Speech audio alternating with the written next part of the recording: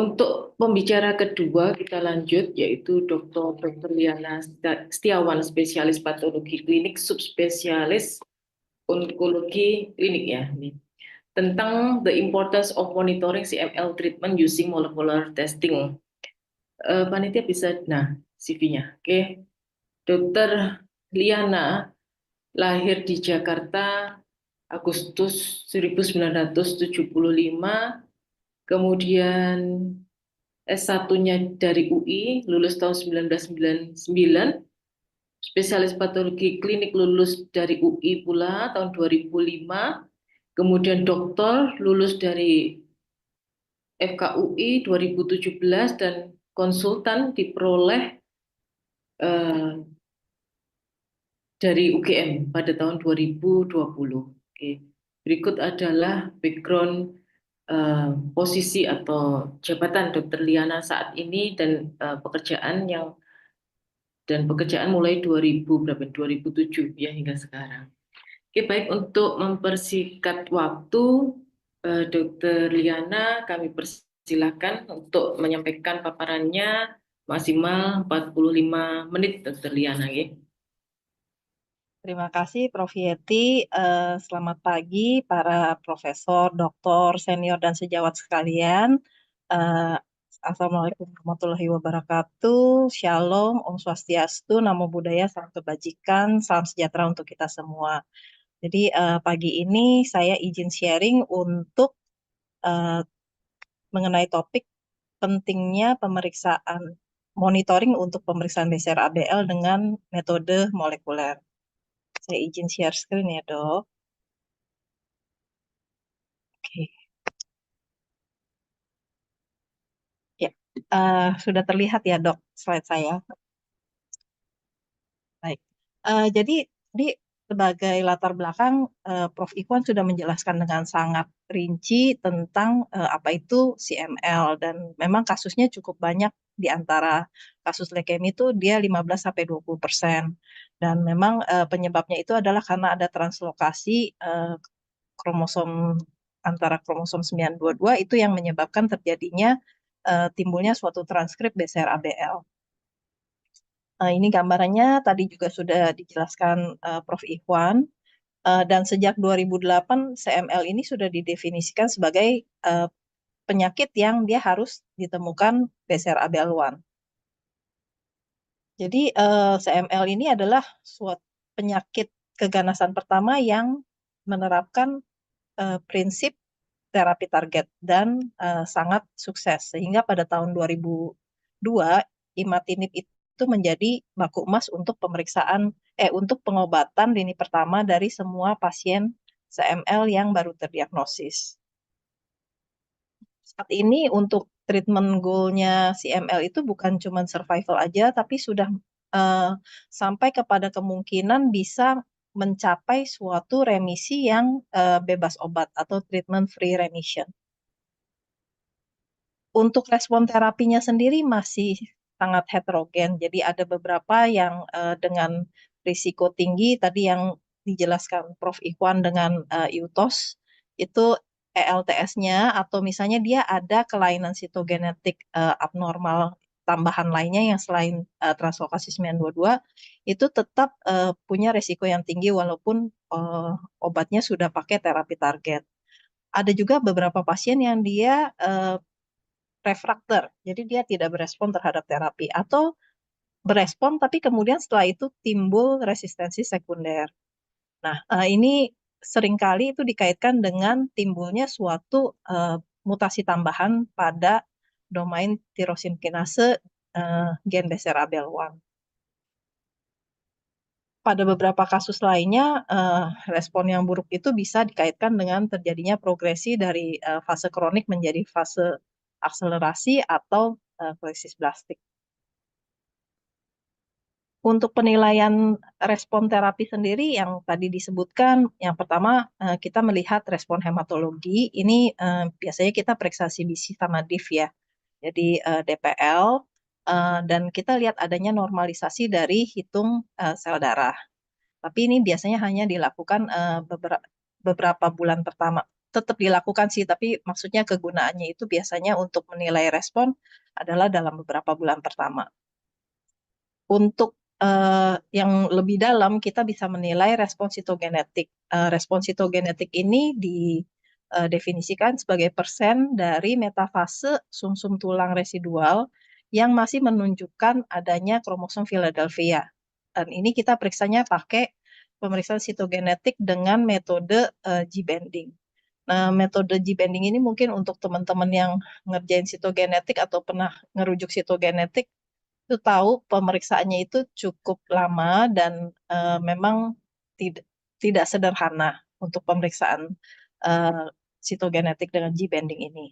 Nah, uh, yang lebih cepat kita bisa lakukan pemeriksaan FIS. Jadi FIS ini kita lakukan kita nggak nunggu metafase, tapi yang kita lakukan adalah diperiksa pada interfase. Dan ini hasilnya kita bisa dapatkan lebih cepat. FIS ini bisa juga digunakan sebagai alternatif untuk memonitor respon sitogenetik. Tapi kelemahannya kalau FIS itu kita mencari probe yang spesifik. Jadi yang bisa kita lihat cuma mutasi BCR-ABL-nya. Sedangkan kalau misalnya sitogenetik dengan G-banding, kita bisa lihat additional chromosomal abnormality. Jadi kelainan kromosom yang selain kromosom Philadelphia tadi.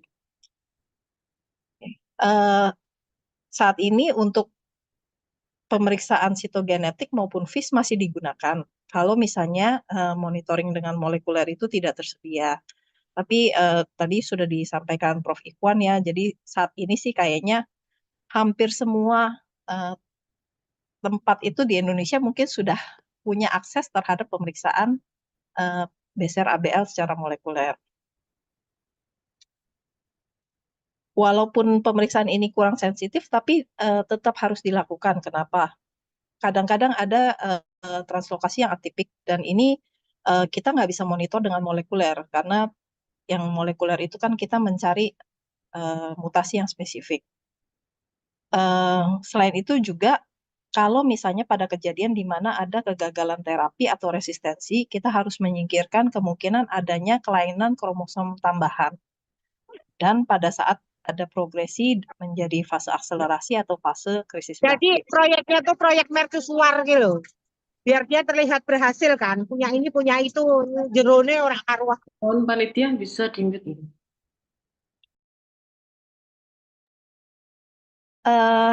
Ya, saya lanjutkan. Jadi selain tadi sitogenetik, kita juga bisa menggunakan monitoring dengan FIS untuk pasien-pasien dengan transkrip yang atipik. Transkrip atipik itu yang tadi misalnya tidak menghasilkan protein P210.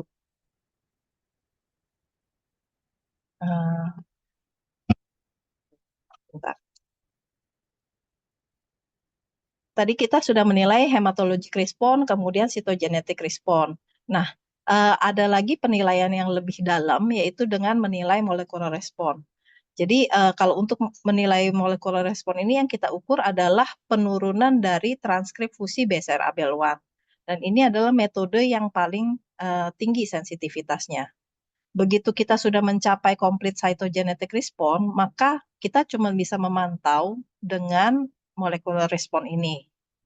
Dan untuk baku emas untuk monitoring molecular respon adalah dengan pemeriksaan real-time quantitative reverse transcription polymerase chain reaction atau RQ-PCR atau qPCR. Sebetulnya ini sama aja sih, cuma namanya aja singkatannya ya. Untuk kuantitatif BCR-ABL1 ini kita bisa lakukan pemeriksaan secara serial. Dan ini secara akurat bisa menggambarkan tingkat dari inhibisi leukemia yang ditimbulkan oleh terapi TKI. Sehingga kita bisa gunakan untuk strategi monitoring. Untuk respon molekuler ini ada istilah yang namanya major molecular response. Nah, major molecular response ini saat ini dianggap sebagai target untuk keberhasilan terapi imatinib karena dikaitkan dengan progression free survival yang baik. Biasanya kalau misalnya untuk pengukuran BCR-ABL transkrip secara molekuler, kita akan laporkan dalam international scale. skala internasional ini dibuat adalah supaya bisa didapatkan hasil yang comparable, jadi bisa dibandingkan antar laboratorium. Karena kan kita tahu PCR itu stepnya banyak banget dan setiap komponen itu bisa ada variasi, sehingga nilai yang dilaporkan itu bisa berbeda-beda antar lab. Sehingga diperlukan suatu nilai konversi yang bisa digunakan untuk membandingkan hasil yang dikeluarkan dari berbagai laboratorium. Dulu itu untuk molekular respon yang dinilai itu adalah penurunan transkrip secara logaritmik. Jadi dinilai 3 log itu adalah dianggap sebagai major molecular response. Saat ini dinyatakan dalam international scale itu adalah kurang dari 0,10% IS atau MR3. Dulu itu kita mengenal istilah complete molecular response, tapi sekarang itu sudah digunakan istilah molecularly undetectable leukemia. Karena sebetulnya walaupun dia itu nggak terdeteksi, belum tentu sama sekali nggak ada. Hanya perbedaannya adalah sensitivity dari pemeriksaan kita. Respon molekuler ini harus dinilai kapan aja. Yang pertama adalah pada baseline, kemudian setelah relapse, dan pada penyakit yang advance atau penyakit lanjut. Ini adalah penilaian dari respon molekuler. Jadi tadi kalau misalnya BCR-ABL satunya kurang dari 1%, itu setara dengan complete cytogenetic remission. Sedangkan kalau misalnya kurang dari 0,1%, itu setara dengan, itu didefinisikan sebagai major molecular response atau MR3. Di bawah itu MR4, kalau misalnya kita sebut itu adalah undetectable disease pada cDNA dengan transkrip ABL1. Jadi ABL1 ini adalah salah satu gen kontrol yang digunakan untuk pemeriksaan molekuler ini. Dan kalau misalnya kita bisa deteksi sampai 10.000, itu kita bisa mencapai pengukuran sampai MR4. Demikian juga kalau misalnya kita bisa sampai 32.000, itu MR4,5. Dan deep molecular response adalah kalau kita mencapai MR4 atau lebih rendah dari MR4. Ini kurang lebih gambarannya kalau misalnya untuk hematologic response itu setara dengan sekitar 10%, kemudian complete cytogenetic response adalah 1%. Ini major molecular response kalau mencapai 0,1% tadi MR3, dan ini yang lebih dalam, jadi deep molecular response. Untuk qPCR ini kita bisa periksa di darah dan dilakukan sedikitnya setiap 3 bulan walaupun kita sudah mencapai major molecular response. Kenapa? Karena sebetulnya dengan monitoring ini kita bisa menilai eligibilitas apakah bisa menghentikan terapi. Ada beberapa milestone untuk pengukuran BCR-ABL ini. Jadi ini pasti baseline tuh awal ya, tetap harus diperiksa. Kemudian 3 bulan, 6 bulan, 12 bulan, dan kapan saja. Optimalnya dalam 3 bulan itu minimal sudah kurang dari 10% dan dalam 6 bulan sudah tercapai complete cytogenetic response. 12 bulan diharapkan sudah mencapai major molecular response. Nah, kalau misalnya tidak tercapai, dia bisa masuk ke kategori warning atau failure. Kalau misalnya warning, kita harus memikirkan apakah terapi ini akan dilanjutkan atau dirubah. Dan dilanjutkan dirubahnya ini tentunya pertimbangan dan pertimbangan klinis ya dari rekan-rekan KAHOM. Kemudian kalau misalnya ada kegagalan atau resistensi, nah ini harus dipikirkan untuk merubah pengobatan. Selain tadi itu ada istilah yang disebut sebagai early molecular response. Jadi early molecular response adalah kurang dari 10% BCR-ABL1 IS pada 3 bulan. Nah, early molecular response ini biasa dikaitkan dengan prognostik yang baik, terutama dikaitkan dengan kemungkinannya untuk mencapai treatment free remission. Ini kurang lebih gambarannya kalau 3 bulan itu diharapkan dia sudah mencapai early molecular response.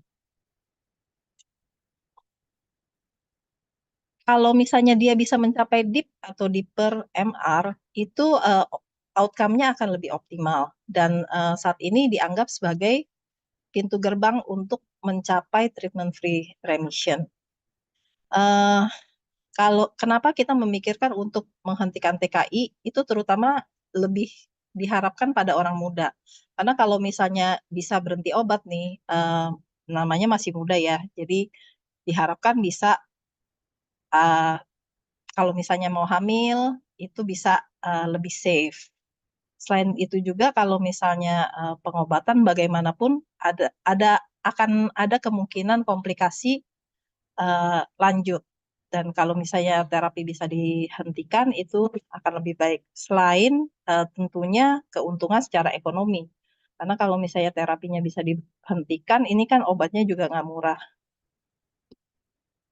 Ini adalah persyaratan untuk penghentian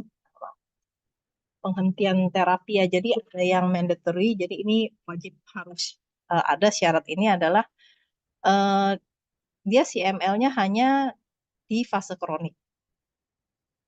Selain itu pasiennya itu harus memang termotivasi dan bisa berkomunikasi dengan baik.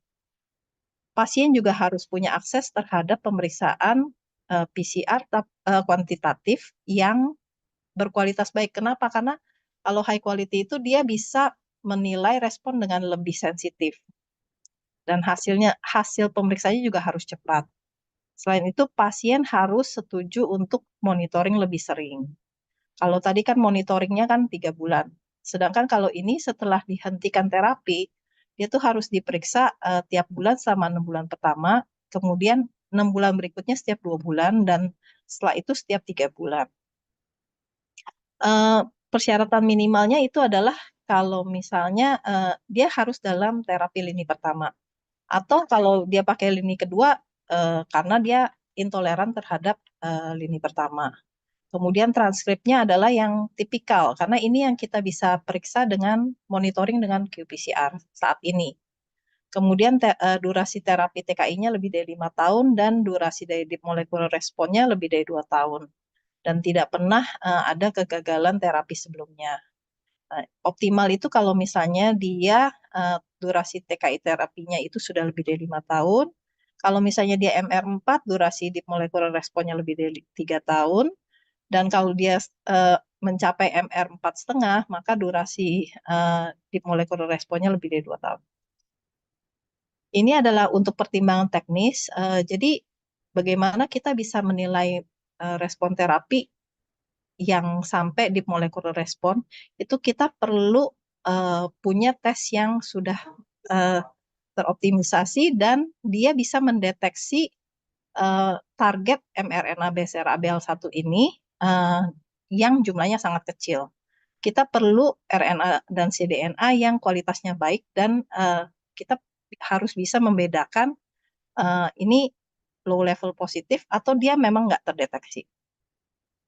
Nah, ini syaratnya uh, dia tuh harus punya DNA dengan kualitas baik, di mana kita bisa mengukur transkrip gen referensi itu sampai kalau bisa, kalau kita mau sampai MR5 itu harus 100.000. Kalau misalnya gen referensinya ABL1 dan kalau dia misalnya GASB itu 240.000. Oke. Untuk international scale nanti akan dijelaskan lebih lanjut oleh Dr. Henny. Jadi mungkin bisa saya lewatkan, tapi saat ini penggunaan dari sistem qPCR yang otomatis itu sudah sangat membantu dan memang bisa mendeteksi sampai deep molecular response. Ini jenis spesimennya adalah darah tepi, jangan pakai heparin, volumenya adekuat, kemudian harus diperiksa tidak lebih dari 48 jam. Sebetulnya kita bisa pakai juga dry blood spot sih kalau misalnya sulit sulit untuk memeriksa di fasilitas lokal, tapi memang dilaporkan sensitivitasnya itu lebih rendah daripada kalau kita menggunakan fresh sample. tadi disebutkan tentang tes pemeriksaan untuk mutasi BCR-ABL1. Ini harus dilakukan kalau misalnya ada kegagalan atau tadi warning terhadap terapi TKI yang first line atau second line. Dan dilakukan juga kalau misalnya ada relapse setelah transplantasi stem cell allogenik kalau sebelum transplannya itu memang mutasinya terdeteksi. Dan pemeriksaan ini juga harus dipertimbangkan pada pasien-pasien yang mendapatkan terapi TKI yang third line kalau nggak ada perbaikan respon setelah 3-6 bulan pengobatan. Atau misalnya responnya memburuk. Jadi misalnya BCR-ABL1 international scale-nya itu naik 5 kali lipat. Dan dia tidak lagi menunjukkan major molecular response. Ini pemeriksaan mutasi itu sebetulnya nggak diindikasikan pada saat diagnosis, pada saat adanya kegagalan setelah treatment free remission, gitu. Atau pada pasien-pasien dengan BCR-ABL-IS-nya kurang dari 0,1%, jadi kurang dari major molecular response. Ini dari ELN 2023, jadi untuk mutasi ini direkomendasikan diperiksa kalau misalnya dalam 3 bulan tidak tercapai kurang dari 10% BCR-ABL-IS-nya. Atau kalau misalnya dalam 6 bulan itu kurang dari 1%, nggak tercapai kurang dari 1%. Demikian juga kalau misalnya tercapai, kita lihat nih 12 bulan tercapai nggak major molecular response. Kalau tidak tercapai, maka perlu dipertimbangkan untuk melakukan pemeriksaan mutasi BCR-ABL1. Mungkin itu yang bisa saya sampaikan. Terima kasih.